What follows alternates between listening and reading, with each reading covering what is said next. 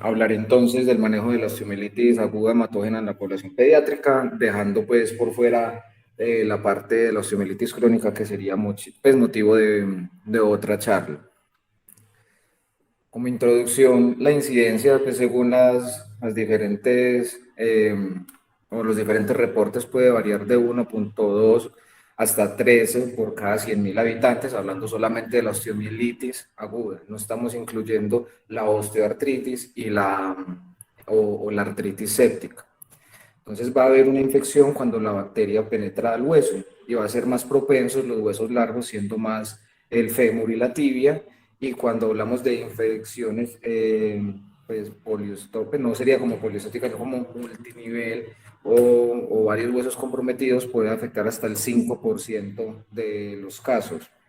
Entonces va a estar acompañada de una respuesta inflamatoria en el huésped que va a llevar pues a todos los cambios fisiopatológicos y hemodinámicos que puede conllevar una infección, pues desde un compromiso prácticamente asintomático con muy pocos síntomas hasta una sepsis, shock y hasta la muerte. Entonces va a haber diferentes vías de acceso, siendo la más común la hematógena, también pues, de una manera directa por un trauma o por contigüidad. Hablando de la contigüidad, las infecciones osteoarticulares que se pueden presentar en la población pediátrica. Entonces esta infección puede expandirse, o sea, pues, por el torrente sanguíneo o los tejidos adyacentes. En el torrente sanguíneo haciendo siembras a otros niveles y en los tejidos adyacentes comprometiendo pues también las articulaciones y los tejidos blandos. Entonces los objetivos trazados para la charla son principalmente describir los aspectos fundamentales al enfrentarse a un paciente pediátrico con osteomielitis aguda, enfatizar las ayudas diagnósticas útiles para el diagnóstico y seguimiento según la evidencia y dar pautas de tratamiento enfocados en la evidencia. Primero vamos a definir unos términos. La osteomielitis aguda va a ser definida como esa que tiene un inicio de síntomas y un tratamiento pues, oportuno menor de 4 semanas. La osteomielitis crónica va a ser mayor a 4 semanas, donde puede haber secuestros o recaídas de una infección aguda previamente tratada. Y en el absceso de Brody, que comúnmente se hablaba de una osteomielitis subaguda, también puede estar compartida con cambios de osteomielitis crónica, entonces esto también sería motivo de otra charla porque son apartes diferentes. Ya vamos a hablar entonces de qué es una osteomielitis complicada y no complicada. Entonces nos vamos a basar primero en las características que serían el sitio de la infección, la respuesta inicial al tratamiento cuando se instaura en un paciente, bien sea en el servicio de urgencias o de hospitalización, el comportamiento de la bacteriemia, las secuelas agudas y las secuelas tardías. Entonces una osteomielitis aguda no complicada va a ser aquella que afecta nada más un hueso. La respuesta inicial al tratamiento va a ser entre los 3 y los 5 días iniciales, incluyendo si el paciente ingresó con sepsis o un shock séptico, pero es un buen respondedor a esas maniobras iniciales con una antibiótico-terapia instaurada. Cuando ya depura la bacteriemia 1 o 2 días después de la instauración del mismo, generalmente no va a generar ninguna secuela aguda ni tardía. Y ya hablando de la complicada, va a ser aquella que afecta 2 o más huesos, que tiene una infección adyacente a los tejidos blandos, entonces por ejemplo una osteoartritis o a órganos, un shock séptico. En la respuesta inicial al tratamiento va a ser mayor a 5 días y generalmente va a requerir de procedimientos quirúrgicos y no solamente el lavado y desbridamiento inicial, sino algún tipo de tratamiento adicional para poder depurar la misma.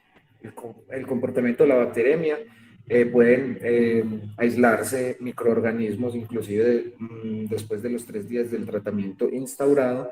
Dentro de las secuelas agudas estaría la trombosis venosa, la tromboflebitis infecciosa y la endocarditis bacteriana. Y las secuelas tardías, la fractura patológica, bien sea por el debilitamiento del hueso o por la mezcla de los procedimientos quirúrgicos más los cambios histopatológicos del hueso, y se puede presentar también una lesión fisial. La presentación clínica, entonces, puede ir desde un compromiso de un hueso metafisiario con poco compromiso sistémico, donde vamos a tener calor, eritema, dolor. El paciente va a estar con limitación para la movilidad o simplemente soportar el peso.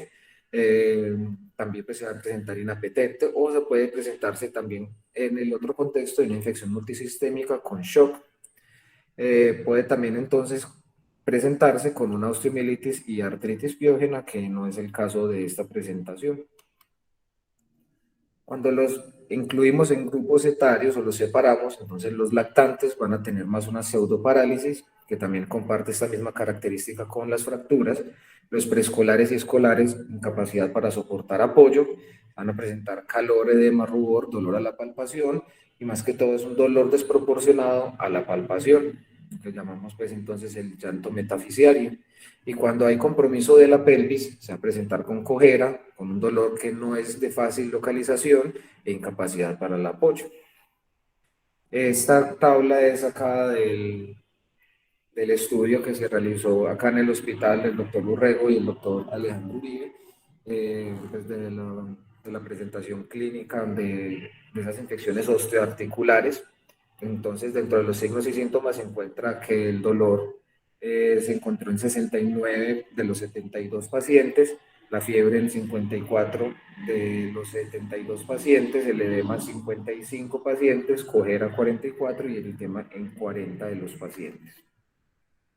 El diagnóstico de laboratorio, entonces ya vamos a empezar a desglosar como las controversias o todo lo que uno se puede haber enfrentado haciendo un flujograma de la atención del paciente pediátrico. Entonces siempre es recomendado hacer una realización de unos hemocultivos antes de la cirugía o el inicio de los antibióticos. ¿Por qué? Porque en ocasiones es la única posibilidad de aislar gérmenes y dar una antibiótico-terapia dirigida a los mismos. Pues ya que estos cultivos, bien sea de los hemocultivos o cuando se mezclan con cultivos tomados en procedimientos quirúrgicos, hasta un tercio de las ocasiones, pues o un 31,2%, se va a tener pues el aislamiento. Obviamente si están enriquecidos con, pues, con algún otro tipo pues, de nutrientes esos cultivos, o mezclamos los hemocultivos más los cultivos tomados en cirugía, puede aumentar el rendimiento, pero generalmente este va a ser el porcentaje.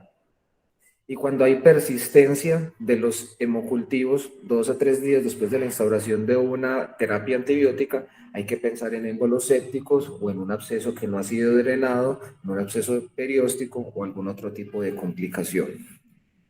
Otro muy importante va a ser la PCR de inicio, más que de diagnóstico de infección osteoarticular o infección de osteomielitis aguda, va a servir para la monitorización, ya que esta tiene unas variaciones respecto y comparado con la BSG, pues más fidedigna y más confiable a la hora de ver la respuesta al tratamiento antibiótico. Entonces, cuando tenemos mayor a 4 miligramos por decilitro, hay que sospechar osteomielitis aguda. Y cuando tenemos PCRs muy elevadas, mayor a 9, en otras partes de mayor a 12, hay que pensar que hay un compromiso por un estafilococo aureus meticilino resistente. A comparación de las infecciones en adultos, en niños no es recomendado utilizar la procalcitonina. El cuadro hemático pues, va a ser muy importante para ver diagnósticos diferenciales, que no tenga una reacción leucemoide pensando en algún tipo de neoplasia. Hay que ver especialmente el grupo blanco y los neutrófilos para ver esa desviación hacia la izquierda y ver cómo se está comportando la médula en las infecciones crónicas, que puede estar acompañado de anemia, y también pues como reactante de fase aguda la trombocitosis. La velocidad de sedimentación globular no va a estar indicada pues de rutina. Sin embargo, en algunas partes mencionan que cuando se encuentra con la PCR negativa y la BSG también está negativa, tiene un valor predictivo negativo para una infección osteoarticular en los niños.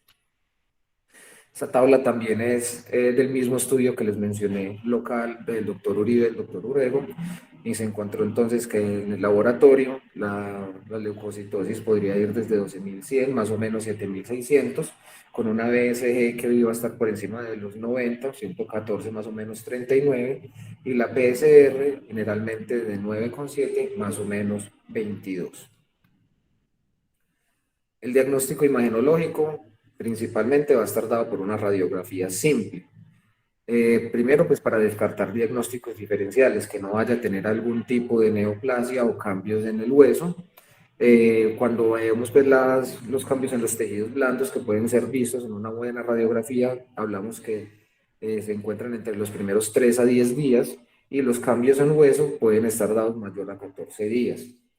La gamografía ósea va a ser muy importante, ya que tiene pues una sensibilidad del 47 al 84%, pero el rol va a estar más enfocado cuando no hay un foco claro, cuando se sospecha una infección multifocal, y hay que tener mucho cuidado con esos falsos negativos, ya que a las 48 horas de un absceso subperióstico nos puede dar un falso negativo. En el estudio previamente mencionado, entonces en los hallazgos radiológicos en osteomielitis, se encontraron 9 pacientes de los 72 con hallazgos normales en la radiografía, edema de los tejidos blandos en 29, reacción perióstica en 10, osteolisis en 8 y secuestros en 4 pacientes de la corte. La resonancia magnética simple y contrastada sí tiene pues una sensibilidad mayor del 81 al 100% y va a estar indicada en esos pacientes con procesos complicados, en esos que no se ha depurado la bacteremia, que siguen saliendo los hemocultivos positivos, que no tenía una muy buena respuesta al antibiótico, donde se sospeche pues algún tipo de absceso que no haya sido drenado. Y hay que tener mucho cuidado pues, en la anemia de células falciformes, que esto nos puede dar un falso positivo. La tomografía entonces no tiene tanto uso, pero se puede ver gas, edema medular o destrucción ósea. Y la ecografía, quizás el único aporte que nos puede dar es la localización de un absceso subperióstico cuando no hay una disponibilidad de resonancia magnética. El diagnóstico microbiológico, entonces hay una recomendación para hacer aspirados o biopsias para enfocar el tratamiento y el tiempo del antibiótico, acompañado pues con los hemocultivos que mencioné previamente. Entonces, cuando se suman a esto, la identificación del patógeno puede llegar hasta un 55, hasta un 65%. Los métodos de PCR van a ser útiles cuando se sospechen infecciones por Shigella Kingé o cuando los cultivos son negativos. Igualmente, entonces, en el estudio local, cuando se incluye el porcentaje de aislamiento microbiológico por tipo de infección, tenemos entonces las barras rojas de la mano izquierda de la pantalla, que va el más aislado ha sido el Staphylococcus aureus meticilino sensible, seguido del Staphylococcus aureus meticilino resistente, con cultivos negativos en esta barra, y ya pues otro tipo de aislamientos, bien sean gram negativos o anaerobios en esta otra. Pero ya cuando hablamos del aislamiento microbiológico general, entonces el Staphylococcus aureus meticilino resistente va a estar mayor al 25%. Esto va a ser muy importante a la hora de definir qué tratamiento antibiótico empírico se va a iniciar. El Staphylococcus aureus meticilino sensible alcanza a ser hasta un 38%, y con unos cultivos negativos que llegan a ser pues hasta del 22-23%. Los diagnósticos diferenciales a tener en cuenta van a ser la piomiositis, miositis, polimiositis, la sinovitis transitoria, la discitis o disquitis, fiebre reumática, las artritis reactivas secundarias a procesos virales, las artritis juveniles idiopáticas, ya las neoplasias como lo son el sarcoma de Ewing, el osteosarcoma y el neuroblastoma, especialmente cuando se presenta metastásico, el osteoma ostioide, la histocitosis de células de Langerhans, la sífilis, especialmente por los cambios en el hueso, la leucemia, la enfermedad de Pertes, el deslizamiento de la epífisis femoral y la anemia de células falciformes. Mucho cuidado en estos pacientes. Traigo esta imagen porque son pacientes que tienen mielomeningocele, y como estos pacientes tienen alteración en la sensibilidad, las fracturas en ellos se pueden presentar con fiebre, con cambios inflamatorios locales, que nos pueden hacer entonces de una manera equívoca pensar en una osteomielitis, y especialmente si ya se presentan con unos cambios de una remodelación por esas fracturas, entonces decir que hay entonces una reacción perióstica o hay algún tipo de alteración tumoral que simplemente es una fractura en un paciente con mielomeningocele. El tratamiento, entonces, va a estar basado primero pues, en los antibióticos.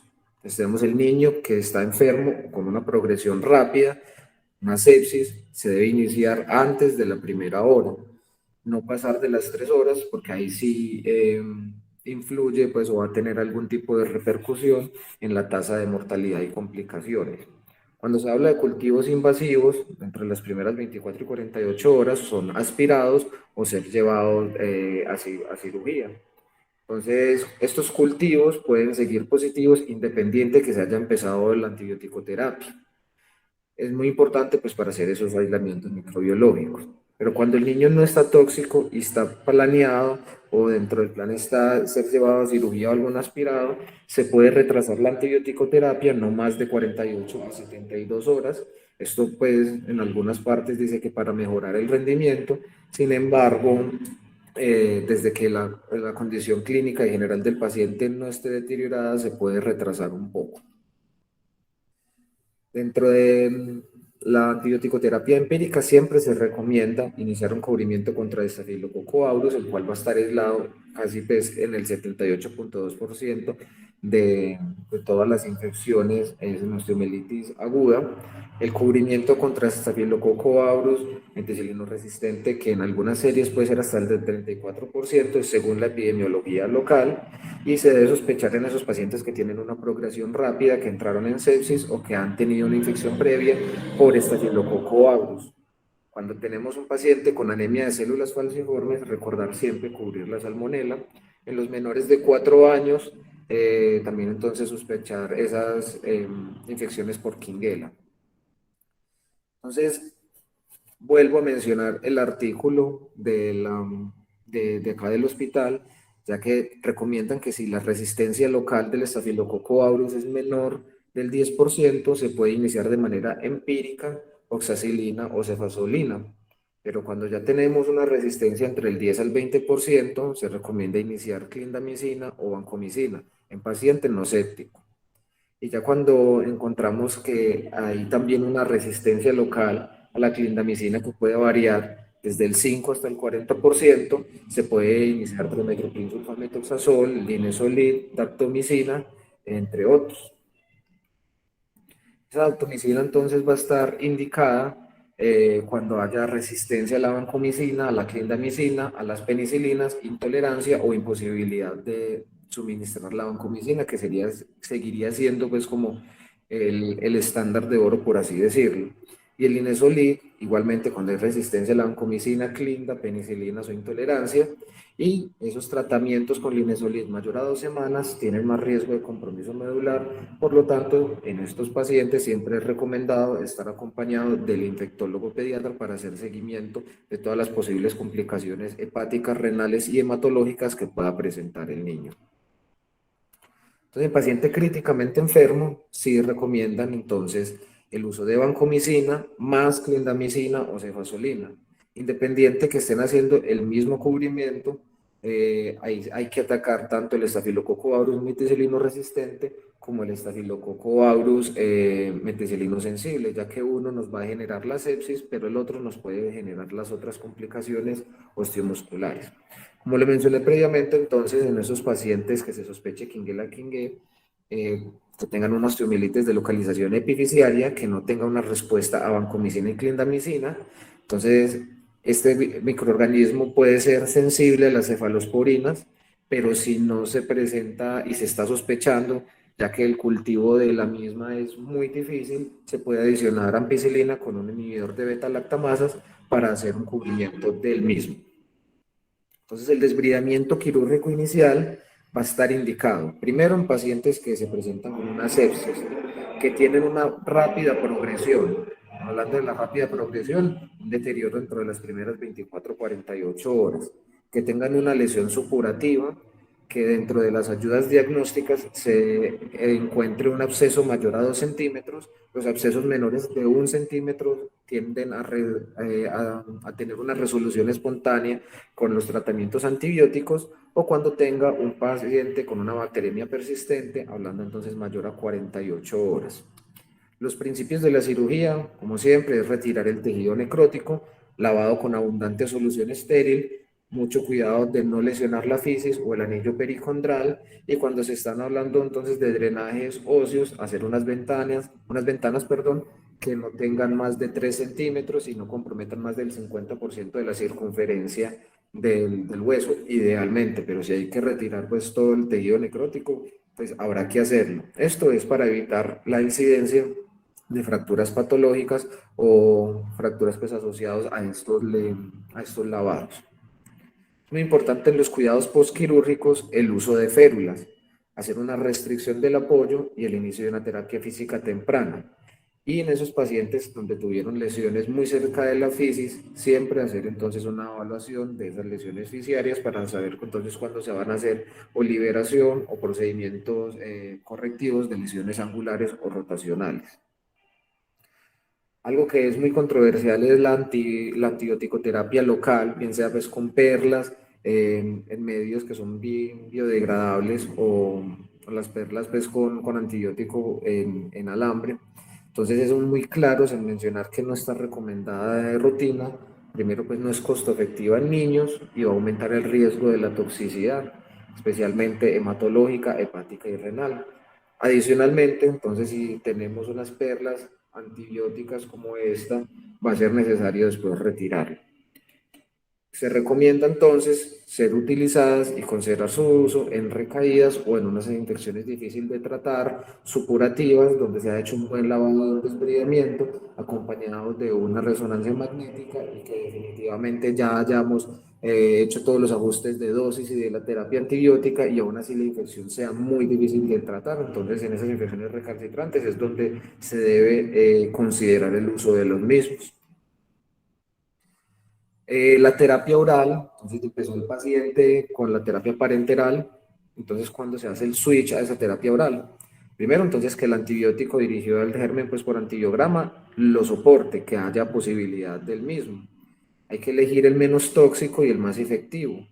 Disminuir el espectro si es necesario. Si estaba con vancomicina y clindamicina, pero resultó que es sensible a la cefazolina, no tener miedo a hacerle pues un manejo agudo con cefalexina y en la casa. Eso sí, si hubo una endocarditis o una infección complicada, en algunos textos mencionan que la terapia intravenosa sería la más recomendada. Cuando tenemos entonces un aislamiento de Staphylococcus aureus meticilino resistente, la clindamicina, si no hay resistencia de la misma, bien sea pues porque no hay resistencia de los macrólidos o no hay un DITES positivo y si es totalmente sensible a la clindamicina, se podría dar de manera oral. Si no, trimethoprim sulfato metoxazol o si no, linezolid. Cuando hablamos entonces de la quinguela, si es sensible a las cefalosporinas, darle el manejo con la cefalexina o si no, entonces con ampicilina sulbactam. Si hay un aislamiento de neumococo, la ampicilina, y si es resistente, a darlo con ceftriaxona. Y cuando no se encuentra un aislamiento, que ya sabemos que puede ser inclusive mayor pues, de la mitad de los casos, según las series evaluadas, entonces se debe utilizar una terapia similar o igual a la que presentó mejoría clínica y paraclínica y basarse en la epidemiología local. Entonces, si hay una resistencia local mayor de 25% al Staphylococcus aureus meticilino resistente, probablemente entonces el mejor tratamiento sería iniciar con clindamicina oral y no con cefalexina, o pues sí, cefalexina. La duración del tratamiento, entonces ya cuando el paciente ha presentado una mejoría con la terapia parenteral, después del cuarto día se podría hacer un switch a esa terapia oral y en infecciones no complicadas, los recomendados de 3 a 4 semanas y cuando hay infecciones complicadas, 6 semanas. Recordar entonces la tabla que les mencioné de las características para ver si es una infección complicada o no complicada. El número de huesos, la respuesta clínica, la depuración de la bacteremia, las complicaciones locales tempranas y las complicaciones tardías. Hay que definir entonces también qué es una falla en el tratamiento. Entonces hay tres tipos de falla. Una no respuesta inicial, que va a ser la no mejoría de los síntomas locales, o sea, calor, eritema, dolor, los 3 a 4 primeros días, y que no va a haber una mejoría de los biomarcadores. Acá, ¿qué es lo que hay que hacer? Primero, pues ver si hay cultivos, repetir los hemocultivos, ver si hay indicación entonces de hacer algún tipo de procedimiento quirúrgico adicional, por ejemplo, que el paciente se haya presentado sin un absceso, pero lo haya realizado y ya sea necesario hacer un procedimiento quirúrgico. Eh, También ver entonces cómo es la dosis, porque también se puede estar dando dosis subóptimas, especialmente en pacientes que les está dando cefalosporinas. Recordar pues que este tipo de antibióticos es tiempo y concentración dependiente, y si no estamos garantizando las mismas, entonces podemos tener un manejo subóptimo de la misma. El segundo es la respuesta inicial favorable y después recrudecen los síntomas. Entonces, ¿qué es lo que hay que ver acá? Primero, que los aislamientos si estén cubiertos, o si no hay aislamientos, buscar nuevamente, ver la dosis, ver la adherencia. La adherencia ya sí estamos viendo que el paciente se le dio de alta la primera semana y reingresó a la segunda semana con un recrudecimiento de los síntomas, entonces ver que sí se les esté dando el antibiótico, que no haya sido que se quedaron esperando que la EPS se los diera y no se le continuó pues la terapia al niño. Ver entonces la resistencia, que pudo haber sido pues un estafilococo aureus que se volvió meticilino resistente, o simplemente que no se vieron bien los cultivos y se le está dando un antibiótico a un germen resistente que no le sirve, y ver entonces si requiere cirugía. Recomendado tomar nuevos cultivos y evaluar la necesidad de resonancia magnética. Y el tercer episodio o posibilidad es una recaída tardía, que puede ser desde meses hasta años. Esto generalmente, afortunadamente, pues en la población pediátrica es menos del 1 a 2%. Y acá podemos encontrar secuestros, trayectos fistulosos, y acá lo recomendado entonces es tomar nuevos cultivos y tomar unas nuevas imágenes para enfocar el tratamiento y ver si se requiere algún tipo de resección ósea, algún tipo de colocación de terapia local con antibiótico, o después hacer algún tipo de procedimiento reconstructivo. El seguimiento paraclínico de estas infecciones, entonces la PCR va a tener unos cambios más predecibles que la BSG, por lo tanto esa es la que se recomienda. Entonces disminuye a los 2 días después de una terapia adecuada. Igualmente después de un procedimiento quirúrgico puede aumentar a los 2 días. Sin embargo, pues esto es lo que hay que tener en cuenta a la hora pues de evaluar la respuesta. Lo recomendado es que sea medido cada 48 horas y no cada 24 horas. Esta PCR va a estar normal en algunos casos, pues hablando de estafilococo aureus meticilino sensible, entre los 9 y los 12 días. En estafilococo aureus meticilino resistente puede demorarse un poco más, inclusive hasta 20 días, y cuando hay un aumento de la misma, sin algún procedimiento quirúrgico que no la pueda estar aumentando, hay que pensar en una piomiositis, en un absceso o en una bacteriemia. Si persiste elevada, entonces hay que buscar unos diagnósticos diferenciales, enfermedades pues, o unas localizaciones en otros sitios corporales, o ver que no estemos tratando como una osteomielitis algún tipo de tumor, o que tenga una infección viral asociada pues como complicación de la estancia hospitalaria.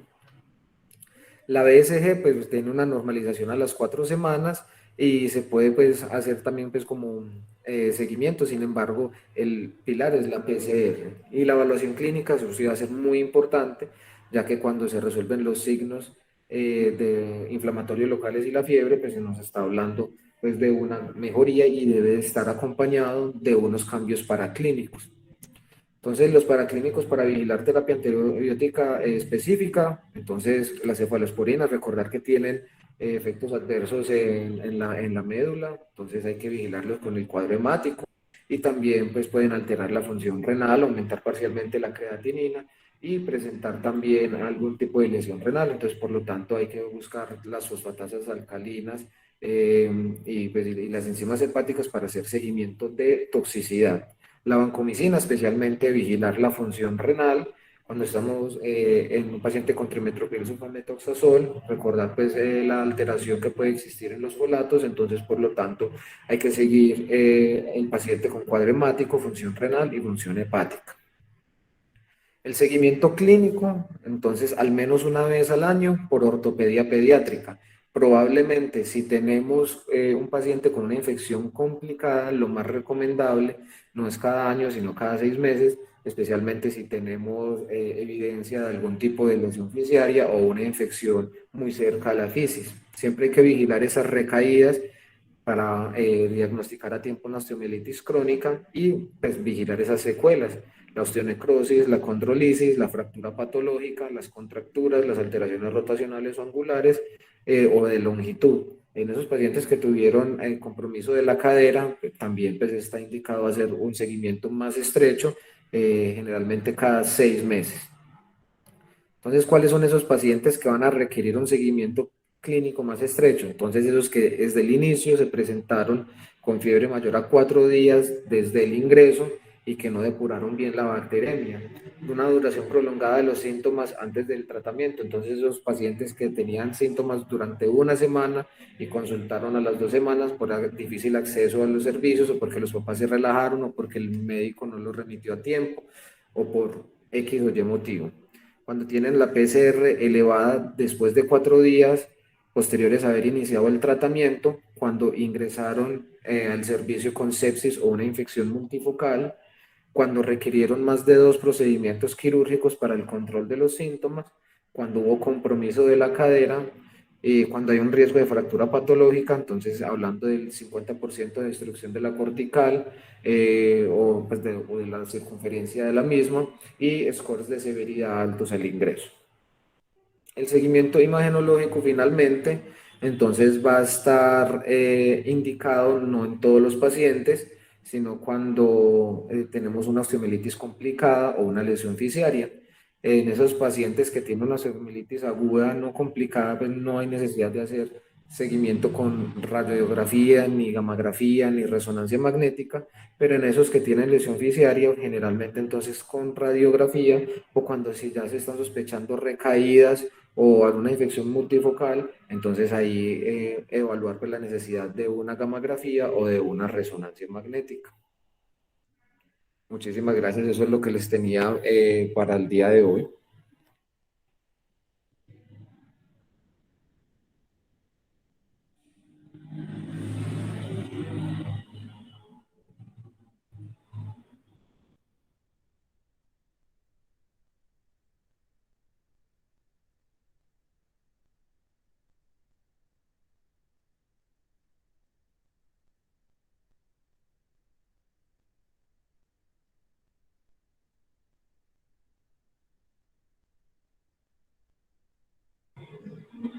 Veo una mano levantada.